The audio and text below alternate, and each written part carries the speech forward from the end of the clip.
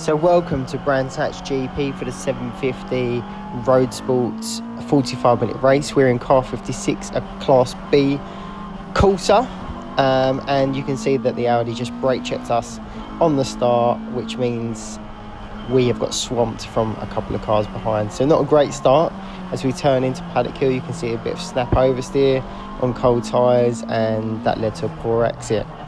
Straight into corner 2 or turn 2. Druids, we get a good drive out in second gear and going to set ourselves up for a good exit. The Clio in front is a Class C Clio, Matt Creed's Clio. He won the championship in Class C last year, so incredibly quick. But we will have we will have a straight line advantage because we are a Class B car. Matt Creed is a Class C car, so there's a power to weight difference. So that's why we can pull past Matt Creed. And then we will summarise the next 30 minutes of this race. And there is a recurring theme. I'll see if you can spot what that is. Straight into Paddock Hill. We've got some corner exit oversteer. And we're on to the back section of the Brands Hatch GP. Very fast section of the circuit. You can lose and gain a lot of time there, but the recurring theme, if you haven't already spotted, is oversteer. So we are getting a lot of oversteer, some of it mid-corner, some of it on corner exit, but it's definitely something we are going to look into for the next race. That is a rapid Class A car. Not only do they have a straight line advantage because they are Class A, but the sheer corner speed is impressive, super impressive. But as we go around the Brands Hatch GP circuit, you can see I'm moving the intercom lead. That was a new addition for this race, and we just need to sort out the lead itself, which, as we go past the Class D car, kept on flying in front of my helmet and distracting my vision. Big snap of oversteer there. And as we turn in, you can see the lead again in my field of vision. So I have to remove the lead and carry on. It's a bit of a distraction there. But as you can see, the car rotates nice, but big oversteer. So maybe we'll look to soften the rear springs for the next race. Not really showing you any part of the circuit, so I thought I'd throw in a Druids corner there as part of the Indy circuit. And we will shortly also show you a full lap of the GP circuit. But we click back to more oversteer, 2 snaps there, and the intercom leading my way again. And then we're going to be coming up to a Class A car. As we pass this Class A car, no doubt they've got an issue because they should really be pulling on us on the straights. And as we go through clearways, more oversteer. Down into Paddock, Hill Bend, and you guessed it, oversteer, but controllable. And the car in front is actually a Class A car as we lock up into Druids. I thought it was a Class B car, but actually turns out it's a Class A VW Scirocco. I accidentally hit the pit lane speed limiter rather than the intercom button there, so maybe we'll relocate the intercom for next race. And we've just gone past a Class D, I think, MX-5, Mazda MX-5. But definitely reeling that VW Scirocco in. And there's a super cool Nissan Almera giving us touring car vibes with the livery there. Still had good straight line speed, but yeah, we've got the advantage. So we've gone past, and then big oversteer on turning. Down to third gear, a little snap there. We love that corner. It's got so much camber, just chuck the car in. This is another Class A car, really cool Alpha.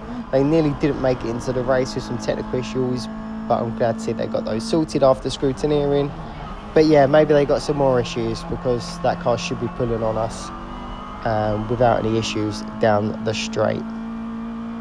Definitely closing in on this Scirocco now, so I'm happy with my lap times, which are consistent in the low 140s. And we'll actually continue with this lap. So we're on the Indy circuit at the moment, and we're just about to turn onto the GP. This is a really tricky corner. trying to get that late apex to get a good run onto the straight, but it's a combination of trying to shed some speed in a straight line, a bit of trail braking as well, to keep the weight transfer over the front and get a good turn in. And now we're into 5th gear, just approaching 120 mile an hour, down into 4th. I think this is Hawthorns, but I might be wrong. Turning, the car rotates very well through there, and now we're going to hit the limiter nearly in 4th gear.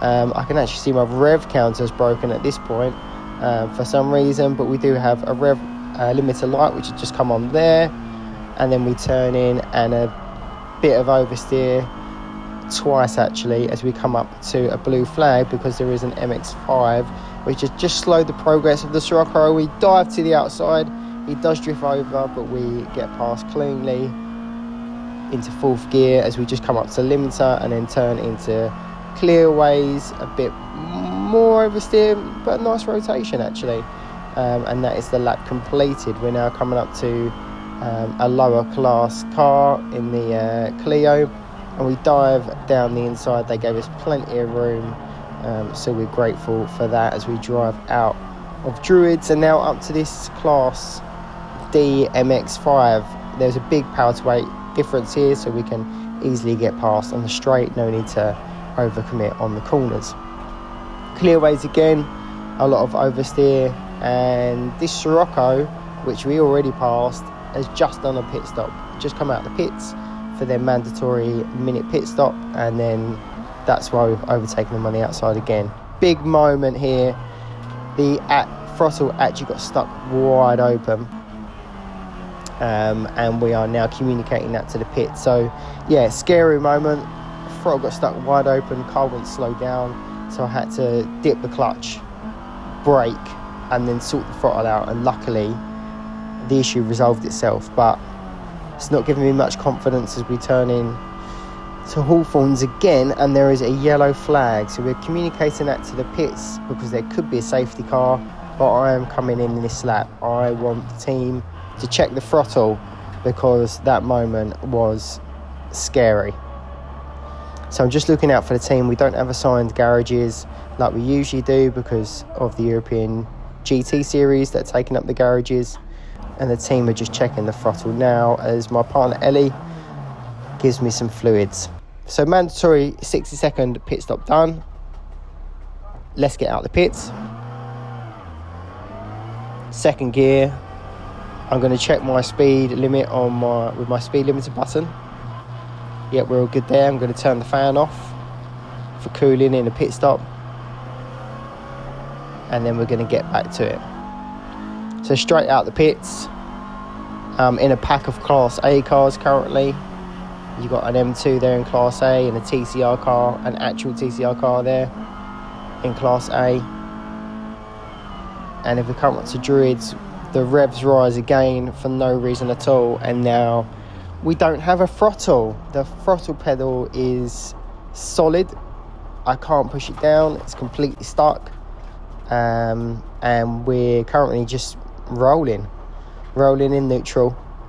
I'm still trying the throttle pedal, but it does appear to be just jammed. And as we pull off the circuit, I radio through what I think is a broken throttle cable.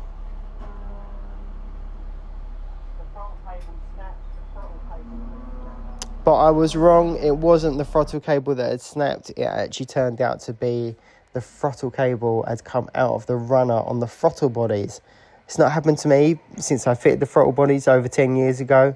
So not an issue we was anticipating, but definitely something that we're going to look into and resolve for the next race, which for us, as we're missing around at Silverstone, will be Anglesey. So thanks for watching, and we'll catch you on the next one.